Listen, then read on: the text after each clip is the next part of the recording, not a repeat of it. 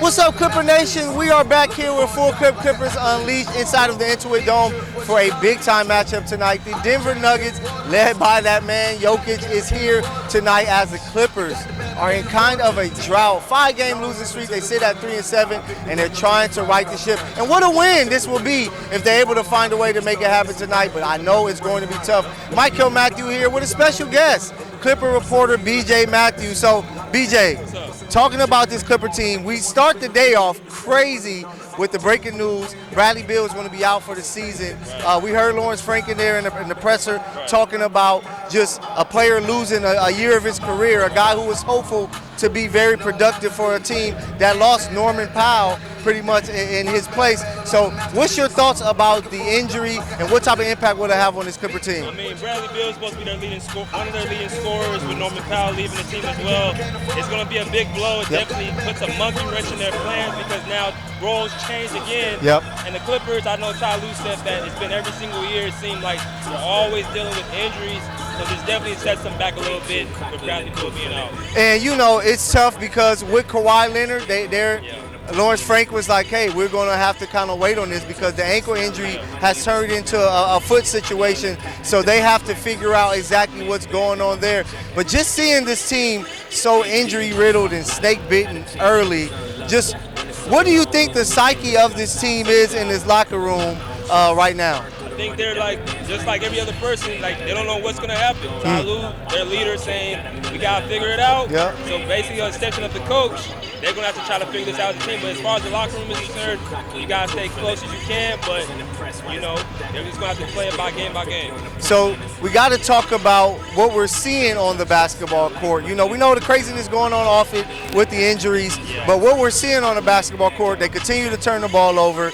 Their struggle stopping teams on the fast break, and just sometimes just looking out of place on offense and defense, which has kind of held them back. What can the Clippers do tonight to kind of turn things around? I mean, starting off with the rotation, I think Ty Lue did a good job of bringing in John Collins. Yeah, I love that. That's the first order of business. Make sure you have the right rotations and lineups throughout the game, and then from there on, offensive scheming, having the ball move, everybody touches the rock, sharing the wealth. I think to beat Ivica Zubac more going up against Nikola Jokic. He usually does really well against.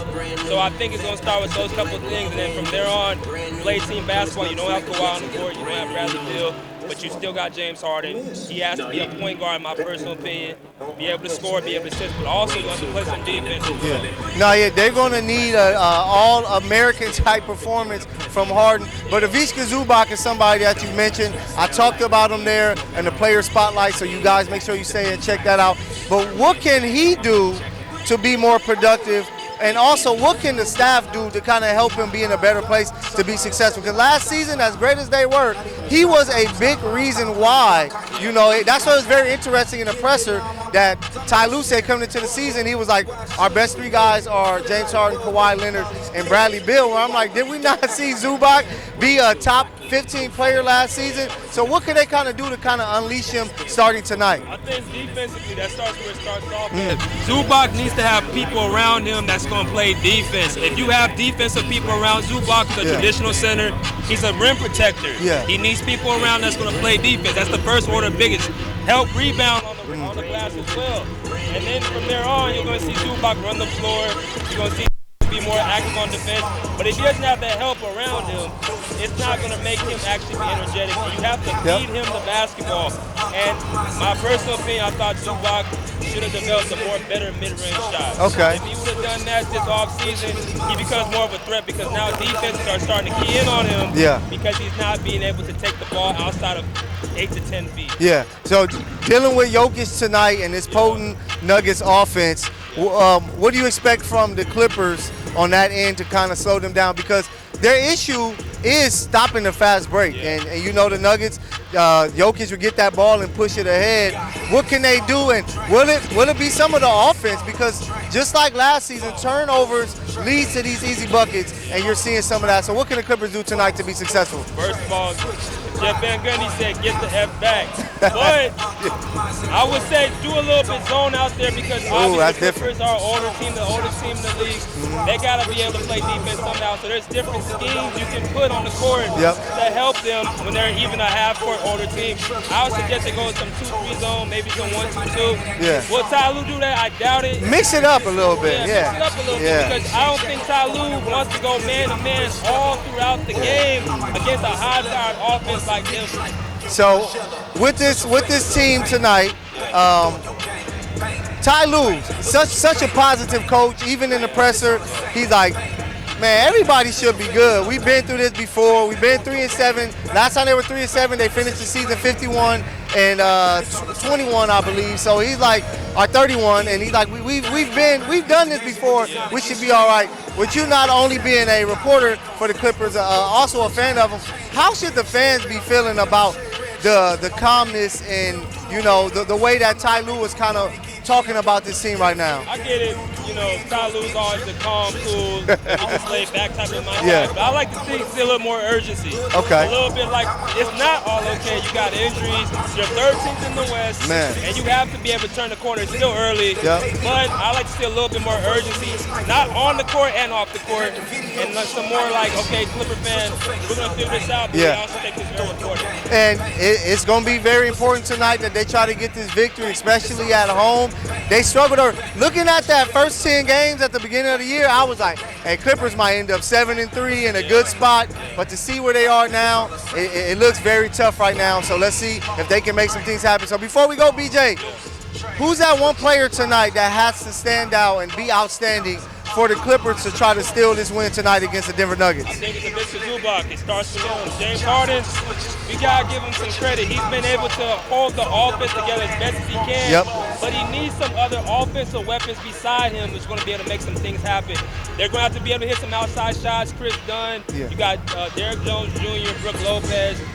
We'll see if CP gets some minutes tonight.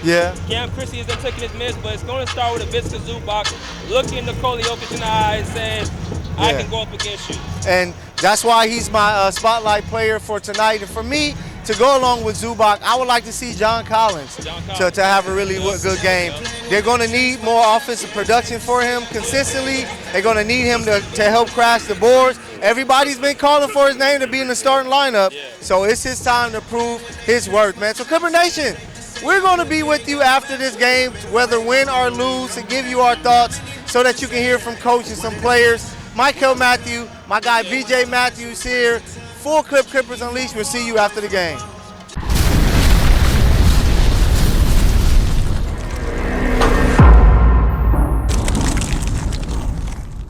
Yo, what's up, Clipper Nation? Michael Matthew here of Full Clip Clippers Unleashed, and I am here outside of the Clips shop where you can get all of the latest and greatest when it comes to the Los Angeles Clipper. Dope jackets, shirts, caps, whatever you need. The Clip shop has it for you. And don't just listen to me. My guy Beav is inside to show you exactly what they will have for you this season. Hey, what's going on, y'all? It's your boy Beav, Clipper Nation, inside the Clip store. I'm gonna show you some new things. It's getting cold outside. I'm gonna show you this new Clipper jacket, windbreaker, very fashionable. We have Clipper hoodies. We even got my favorite. I know you probably seen me wear it last year. You're gonna see me wear it again this year. This new windbreaker, very simple, very sleek. You see how the Clippers do it. Los Angeles, you can wear it anywhere. We got Clippers jerseys, Clippers bags, whatever you like. Clippers basketball for the kids. It's so much merch in this store. I love this jacket, something nice and sleek. It's so much you can do in this store. We have jerseys, top to bottom, so make sure when you stop here at the top in the Terrence level, stop here at the Clipper store and get your merch. I'm here with the PG Spotlight for the player of the game, and today it is going to be none other than center Visca Zubac, who is going to have to be big tonight in this matchup against former MVP Joker. We already know what Joker does. He plays big-time basketball. He's going to rebound. He's going to score. He's going to do a lot of things to help his team win. And with the injuries that the Clippers are dealing with, they are going to need for Zubac to start to pick it up. He's not playing as well as he was last season. Clearly teams are doing more to take him away, but he has to find a way to bring some offensive production to a Clipper team that is struggling right now. So once again, PG's player spotlight for tonight is none other than Ivica Zubac. Clipper Nation, I know you're thinking what's standing behind me. It's a whole new world. Actually, it's Connectopia, something new here at the Intuit Dome. You can create your whole world, AI generated, in which it will pop up during the game. So if you hear it Intuit Dome, stop by the AT&T Connectopia event, extravaganza, tent, whatever you want to call it. Just stop by, create your world.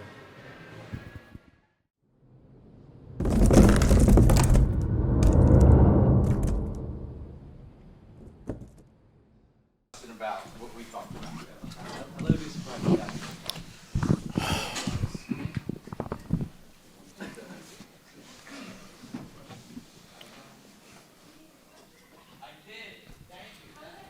How you doing, Ty? Good. Have you just had a chance to talk with Brad last couple of days? He's probably dealing with a wave of emotions, as Laura's mentioned. Yes. What's kind of just been expressed between you guys that you can share? No, I just told him, just prayers to him, put in the work, all preseason, just trying to get back and trying to get right. And this happens. And just so, you feel bad, when these type of things happen to any player, whether it's on your team or, across the league. And so I just feel bad for him. Like I said, just praying for him that, recovery is speedy and he'll get back to being himself. And so, we'll see what happens. You guys obviously constructed this roster, lost a guy like Norman. Hoped that Brad would fill that in. And where do you kind of go from here as far as that shooting guard position, that the guy who can put pressure on the rim? Where do you guys go with that? Yeah, I think we got to do it by committee. I don't think it's going to be one guy. Norm, I said last year was great for us, in Kawhi's absence. And, like I said, Bradley Beal has that same offensive explosion, and so for him to suffer like this, it's just tough for the team. It's tough for our guys to, to hear about this, especially from a guy who's a great guy and, tried everything he could to get back on the floor. Ty, when it comes to John, now that he's starting, what does an offense look like featuring him? Like, is he someone that you can envision playing through to not just be a finisher, but to potentially get to the point where he can be a guy who creates his own shot and shots for others? Yeah, we're trying to figure that out now. I think the biggest thing for him that he would accumulate more shots is just his spacing. Just understand like spacing the floor, especially when you're on the floor with Zoo and James. There's not really a lot of room, in that paint area or that 15-foot area. So just understanding how we need to play in the spacing situations. And I think, out of timeouts, just going to him, let him be involved out of timeouts, getting him good shots to be good. But like just understanding him, his game, and him understanding our game as well. Just to follow up to that, like, you mentioned that your training camp was, about Brad and James and Kawhi, like that identity. How do you go about redefining or reconfiguring your identity now that you know what it is for the rest of the year, at least with Brad? Yeah, I don't know why people are so shocked. It happens every year. We go through the same thing every year. And, just unfortunate that we're dealing with the situation we're dealing with. So, we're accustomed to it, having to play different styles of basketball, guys being out, having the slow starts that we just got to figure out our rotations and who we need to play. But it's been something that's been happening since I've been here, and so we'll figure it out and just go from there. Coach, with you guys being so snake-bitten early and the early season struggles, what's the psyche of the locker room right now with the guys? We're in a good place, a good position mentally. We got to, get a win. That's our main goal. But I think, the coaches are showing a lot of confidence in these guys. These guys are showing confidence. We know we got to do some things better. We know we're shorthanded and we don't have a lot of margin for error. We understand that. And so we've had these slow starts ever since I've been here. I can't remember a good start we've had, but we always figure it out, and so teams always scrap and compete. We always find a rhythm. We always find a rotation, and we always find the right guys, and so it's nothing new to us, and so we just got to be patient and we'll figure it out. Ty, you mentioned the slow starts year after year. There's been a lot of fan angst about the start this season just because how poorly everything has looked on the floor, not just record-wise. Do you have a message to the fans at all, regarding what has taken place over these first 10 games? What's their message?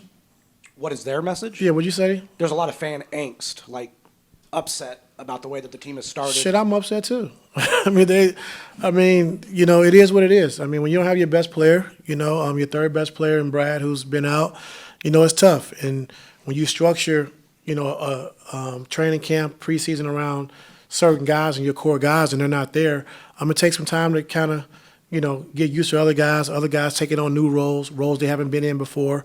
And it takes a little time. So just my biggest thing is just, you know, stay patient, be patient. You know, we've been through this before as fans, as coaches, as players, as an organization. And so it's no different. We'll figure it out, and we'll be okay. And if I can, what's been the message from Lawrence and Steve, you know, over these first 10 games to you? What, you know, their positive mindset about it, or just anything they've told you? Positive. You know, if anyone can do this, it's you. You've done it before. You've done it ever since you've been here. And we got full confidence you'll get it done. You know, so that's my job and responsibility. But we'll see. Ty, looking at tonight's opponent and specifically how the Nuggets start their games, how do you want your team to start tonight? I think, you know, the defensive mindset. I thought last game we came into it with the right mindset. You know, I thought we lost a few three-point shooters, you know, when they made a run and came back. Had some misassignments that we got to get better with. But I thought our intent was great, you know. And tonight we got to have the same mindset. Like, we can't get beat in transition. We know, you know, Joker's going to look to outlet the ball down the floor, attack early. So we got to get back and take care of that. And we take care of that, I think we'll be in good shape. Ty, you've mentioned several times now that this is something you guys are used to, and it's something you guys have dealt with quite a bit with players being in and out. But is there almost like a reverse side of that as well, where it's like, here we go again, we're dealing with this again? Guys, you know, like Zoo, who's been here for a while, even James, who's been here for the last few years, like they're now having to, again, take on more than maybe they were expecting to.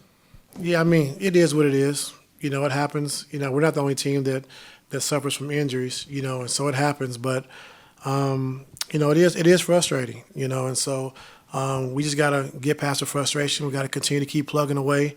And like I said, you know, like Justin said before, our fans, like I said, they've been behind us this long, like, and we've been through this, like, so they've seen this story time and time again. So to jump off the bandwagon right now is not fair. Like, we're gonna be okay, and so just gotta continue to keep putting the work in. We gotta find, you know, new styles and new ways to play until we get our guys back. Ty, there are guys who are on the floor with James and Kawhi and Zoo, and they're not necessarily looking to create offense when they're out there, but now they have to. So what's your conversation been like with some of the guys who have to make up for that? I think the biggest thing is just, you know, with James and Zoo just trusting the young guys, trusting the guys who are on the floor that haven't been used to making plays, you know. And so we use the terminology all the time, they can eat but they can't cook, you know, a lot of guys. And so they haven't been in that position before, you know. And so that's the thing I'm talking about, just having the patience with these guys to get better, to take on responsibilities they haven't been a part of, you know, and done on other teams. And so, you know, we're asking a lot. You know, and so they're giving everything they have. You know, I'm not frustrated with those guys at all, you know, and they're going to continue to get better, you know. And so we're asking guys to do some things they haven't done before, and we understand that. So it's going to be turnovers. There's going to be some things that, you know, that doesn't look right, you know. But, you know, we got to keep building those guys up, keep giving those guys confidence, and it'll work out. Ty, CP and Bogey have been kind of out of the rotation lately, but do you see those guys getting back into some of the rotation? Yeah, I see an opportunity for that. Yes, sir. And just to follow up to that, Kobe Sanders being healthy, Jordan Miller getting back healthy. Like, what are you asking those guys to do to be ready to play, and if they get an opportunity to, you know, keep that opportunity? Yeah, I think defensively where it starts for those young guys. I think their activity on the defensive end. I think understanding what we're doing offensively, because the young guys, you know, they actually do it right and do it the right way. So just playing the right way, but I think their mindset has to be first defensively, and then everything else will take care of itself. What was some of the, you know, watching the tape back and talking with Cam and Kobe, they played significant roles last game, probably will again tonight. Like, what's some of the conversation about what they're being asked to do and how they can kind of improve on those things? Yeah, just defensively, just continue to keep getting better. They had a few breakdowns, which we gave up some threes. One off the pin down, one they both was running back in transition, both ran to the corner. we get another three, and just the communication, just defensively and being good at that. Offensively, it is what it is. They know their roles and what they're supposed to do. We're not asking those guys to come and, be something that they're not, but defensively is where they have to make their mark. Does the defensive communication, do you need more when you have new guys like that enter a rotation? Yes, sir. Where does that come from? The floor, the coaches, the players, communication. Thank you.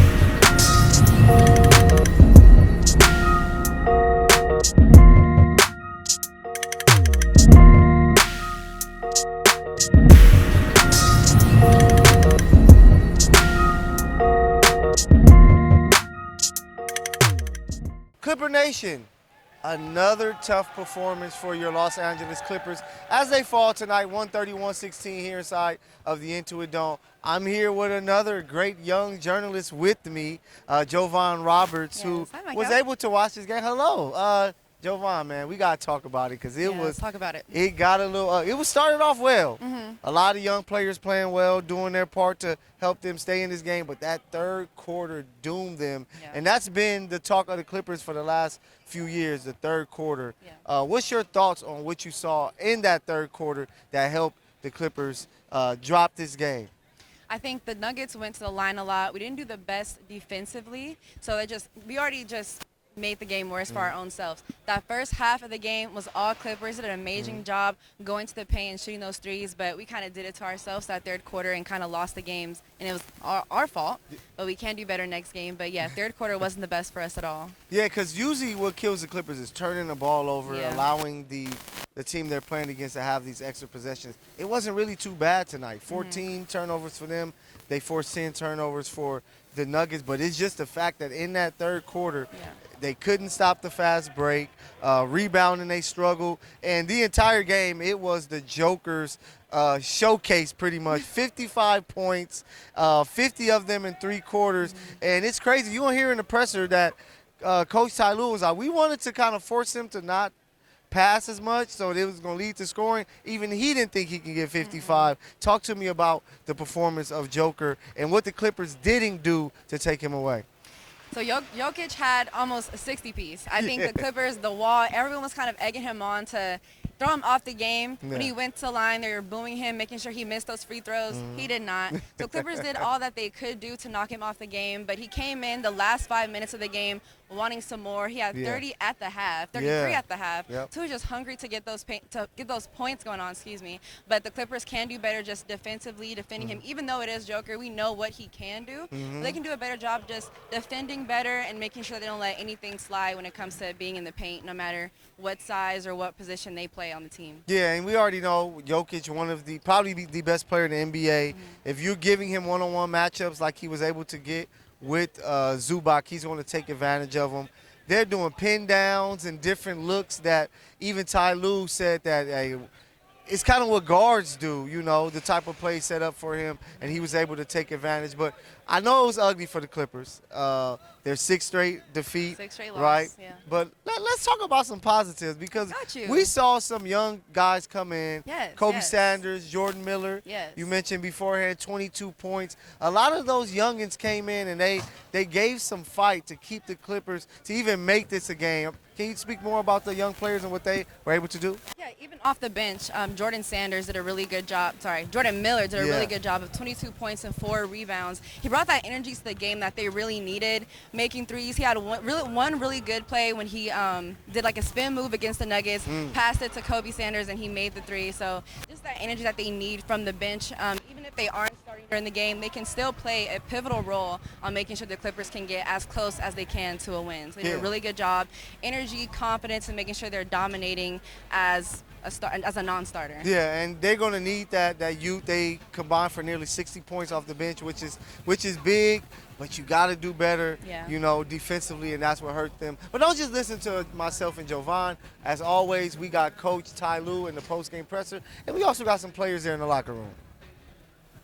But our game plan was to, make him score and just take away his passing, take everybody outside of the game. I thought the first half we did a good job with that. We knew Jamal Murray would be more aggressive in the second half. But I didn't think he would score 55. He made some threes. He plays like a guard when Zoo is on him, pin downs and all that stuff, which is tough for Zoo to try to navigate through. Then when you go smaller on him, he just post up. And then so it's just a tough cover, but I didn't think he would get 55. But, for the most part, first half was really good. It's just the third quarters that are killing us, not being able to score the basketball, not taking care of the ball. So we just got to get better with the third quarter. I was going to say, just been a recurring problem in that third. What are you seeing in that third? Is it just is it fatigue? It looks just a lack of energy. I'm not sure if it's fatigued and, James and Zoo having to play so many minutes, just to stay afloat. It's kind of tough. So just, getting our engines going again, coming out in that third quarter. We addressed it at halftime, just being better. But, you can't come out and give them 43 points in the third quarter, expect to win. Ty, obviously, I know the result wasn't what you wanted, but what did you make of the bench's play tonight? I think they scored at least 60 points, 15 threes. Yeah, I thought the bench was really good. I thought they came in, gave us a lot of energy. Kobe Sanders, Jordan, Bogey's energy was really good, And so just, got to keep growing these young guys. They're going to make some mistakes. We understand that. But I did love the way they played. I thought, they played the right way. The ball moved. Guys got open shots. We attacked the paint, made the right play. And so just, keep giving those guys, room to grow. And I thought tonight was a step in the right direction. You mentioned Kobe and Jordan being in the rotation. Is this something that's going to be the case going forward with guys with the young guys that yes, they're sir. just firmly in the rotation? Yes, sir. Hey, Todd, so it looks like teams are starting to, collapse on James off that high pick and roll. Have you kind of talked to him a little bit about just trying not to get frustrated with, the limited options? And have you had any encounters, you think you want to go outside of that offense that you want in? Yeah, we can, just all the teams we played this year, just guys are just, telling guys to stay load up on James, not giving him a lot of space. And so, he just had to keep trusting, keep making the right pass, keep making the right play. Which I thought he did tonight, and, we're going to make shots. If we don't, just playing good basketball is the most important thing, just showing trust in these guys. And I thought James did that tonight. You just can't get frustrated. Teams are going to blitz him. He's a great pick-and-roll player, a great one-on-one player. They're not just going to let him play, and so just making an open pass, making a simple play, and I thought he's trying to do that tonight. So besides the fact that Nikola was going off individually, I mean, you saw in that third quarter there's still the miscommunications. There's still guys who, for whatever reason, they get lost off the ball. Like, how do you address that? Like, do you just? It's part of basketball. I mean, you're gonna get lost. You're gonna make some mistakes, but just try not to make too many. And so when you're playing against a guy like Joker, you make a mistake, he's gonna make you pay. And so we just gotta be locked in. Just try to limit our mistakes as much as possible. I mean, it's gonna happen in a game, but like I said, overall, I thought we did some great things outside of that third quarter that really set us back. Coach, speaking of the third quarter, when the offense gets stagnant like that, as a coach and as a staff, what can you guys kind of do to kind of get you guys out of that funk? Yeah, I mean, just continue to preach what we preached the first half, and so sharing the basketball, moving bodies, moving the basketball, and, they did some things of switching up, putting Joker on different guys when, Brooke was on the floor, but it still shouldn't make us stagnant. Like I said, our young guys come in and they do exactly how we need to do it. You guys obviously go on a big road trip here, chance to get away from home. Are there positives you can take out of a trip where you have been here since it feels like the beginning of training camp for the most part? Yeah, we just got to, told the guys in the locker room, we just got to find ourselves on the road. This is a great time to do it. Staying together, sticking together, and we had some rough patches, these last 6 games, and so going out on the road, finding ourselves, playing better basketball, getting some wins. And it starts with Dallas, coming up. It's not going to be an easy game. In your experience, what is it about a road trip, especially maybe when you're struggling? The guys coming together, the dinners, the team dinners, being able to see each other more, and it's about us, like it's us against the world, So you're on the road and you're able to be together more, talk basketball, things that we can do better. And so, like I said, it's a good trip for us coming up, and let's see what we can do. Ty, how would you evaluate John through his first 2 starts? It's different. I think, we could feature more out of timeouts, do different things when he was coming off the bench. I think starting, I think with James and Zoo on the floor, getting most of the touches, it's been tough for him. He hasn't done anything wrong. Just trying to figure out, his place and, how we can use him more effectively. And so that's on me. But just more so staying, keeping his spacing. I think he's used to like ducking in and playing around the dunker, but he's a good shooter as well. So just work on just spacing the floor, not, being inside the 3-point line and things like that. Last game, I thought we missed him a few times when he ran the floor, had duck ins against Luke Kennard, like under the basket. We just didn't make the play. And so we just got to take advantage of, things like that in transition, getting him easy baskets, let him take advantage of smaller guys as well. And if I can, this was the 3rd straight game CP didn't play. Mm-hmm. What are you looking to see out of him on nights where he doesn't play? No, just his leadership. Just his leadership, talking to the guys, talking to the coaches of what he sees, what we can do better.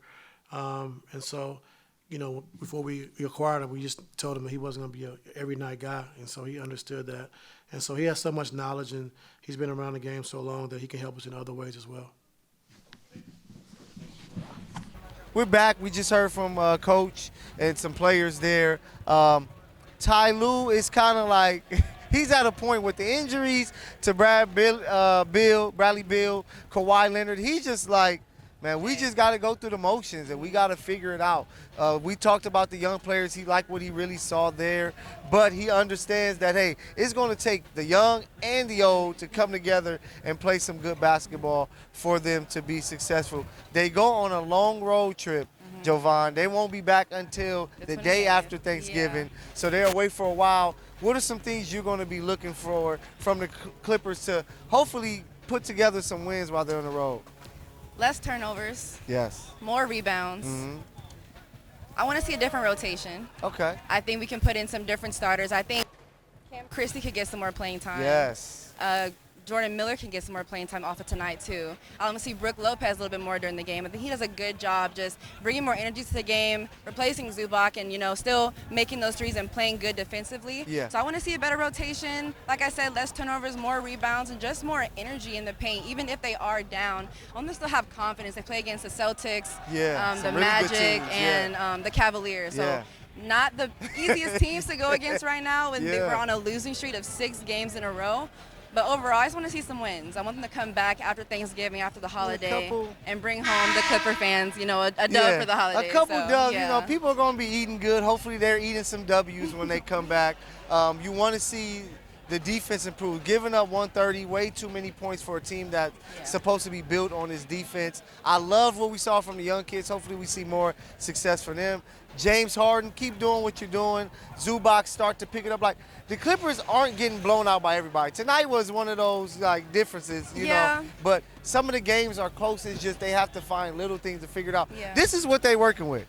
Kawhi is going to be out a couple more weeks. Bradley is done for the year. They have to figure out something. So let's see, Clipper Nation. So I know you're sad and upset, but it's okay. Take a deep breath. Calm yourself. All it takes is a solid road trip, and we're going to come back here to the Intuit Dome, me and Jovan, and be like, hey, the Clippers are in a solid position. So let's see if they can do it. Michael, Jovan, Full Clip Clippers Unleashed. We will see you guys November 28th here against the Memphis Grizzlies.